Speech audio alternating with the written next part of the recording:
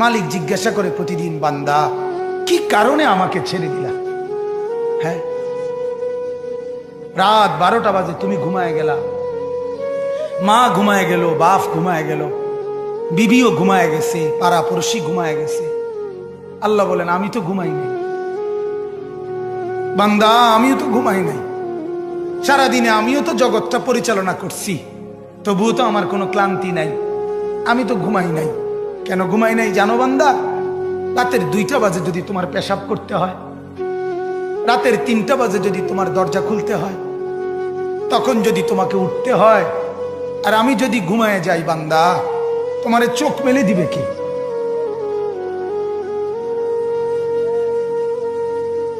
এই বাপ, চোখ মেলে দিবে কি?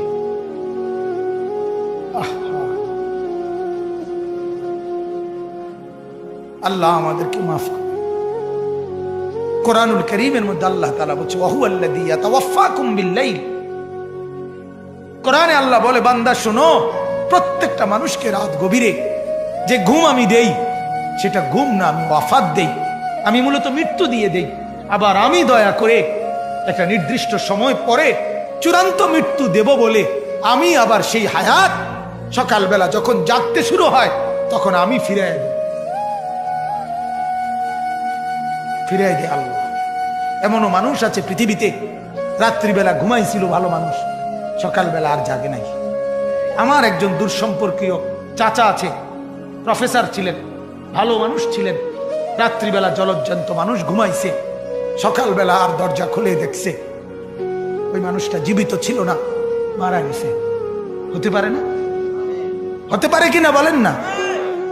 তাইলে বছরের পর বছর, মাসের পর মাস, এই বাপ, বাহিরের কারো চিন্তা করে বাদ দেন। আপনারা যারা বসছেন, আপনাকে বলছি, আপনি কষ্ট করে বসছেন, রাতের 12টা বাজে, রাতের 12টা বাজে, এত কষ্ট করে বসছেন, বিনিময়ে একটু ভাবেন, একটু ভাবেন, অনুরোধ আমার, একটু ভাবেন।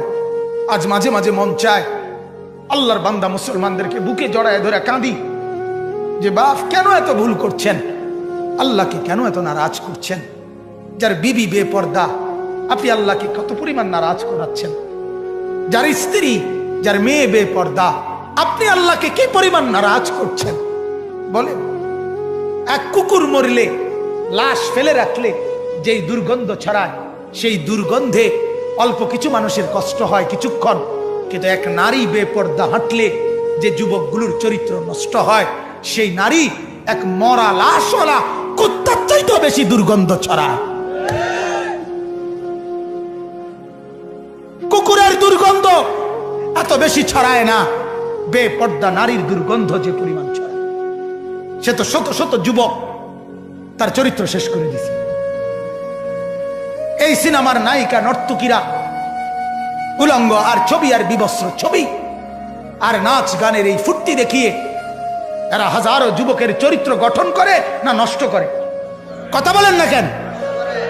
এজন্য আমার শায়েখ আল্লামা মুফতি মুশতাকুর নবী সাহেব বলে, হাজারো মানুষের জীবন নষ্ট করে যে, এজন্য তার জীবনে কখনো সুখ ধরা দেয় না। এজন্য এই পৃথিবীর জরিফ এটা, আপনি জরিফ চালায়া দেখেন, যত সিনেমার নায়ক নায়িকা, এদের জীবনের মতো দুঃখী জীবন, ব্যক্তি জীবনের মতো কষ্টের জীবন আর কারো নাই। আপনি খবর লাগান, আপনি খবর লাগান, এদের মতো লাঞ্ছনা। কারণ হাজারো যুবককে নষ্ট করছে এই হাসি দিয়া, অথচ এই হাসি তার মূলত আসল হাসি না।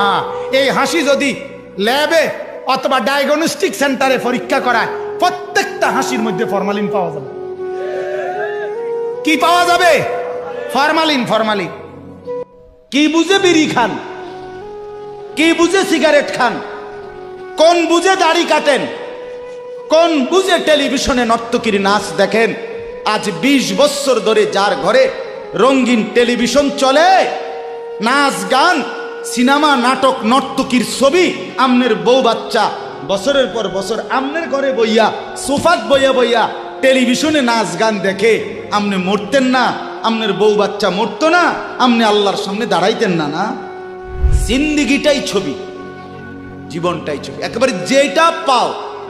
আজ মুসলমানের যুবকের কথা হইল বেঈমান, ইহুদি আর কাফেররা আমাদেরকে এরকম ফাঁদে ফেলাইছে যে যা কিছু আছে 24 ঘন্টা মুসলমানের ছেলে মেয়ে